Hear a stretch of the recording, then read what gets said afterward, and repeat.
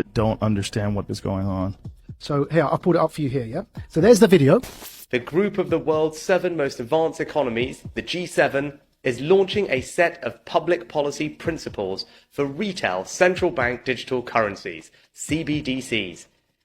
Central bank digital currencies could be a digital version of money, a bit like a digital banknote that could be used alongside... Right, so that's the guy who runs our economy in the UK. His name's the Chancellor of the Exchequer. And here is the article.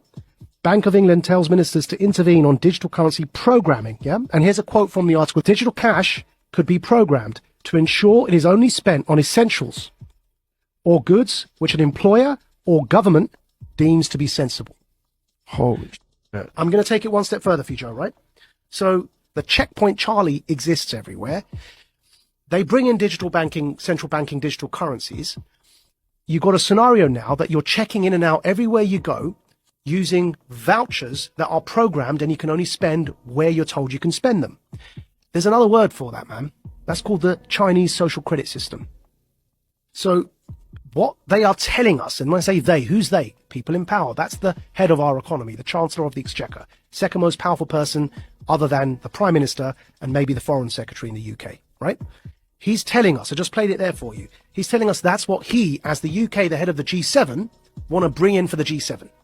And if I'm speaking to you the way I'm speaking now, and my employer or government, you heard that in the quote directly, yeah, deems me as saying or doing something inappropriate, suddenly I can't actually pay to come here and speak to you anymore. My digital currency won't even pay for the ticket because it will be known that I'm coming to speak to you. Sorry, your vouchers don't allow you to purchase that ticket to go and speak to Joe. And this is where we get into the kind of censorship that we see in social media that is not, you can't have that kind of censorship with the First Amendment in normal discourse. But you can have that kind of censorship if you've developed a digital platform that distributes information, but it's a private company. Yeah. So think about what money is, where you can spend it on whatever you want, versus this digital currency, which is essentially controlled in a sense. Yeah. Like you have free speech on Twitter, but you really don't. Yeah. Because if you go too far or you talk about something that they don't find appropriate, they'll just ban your account.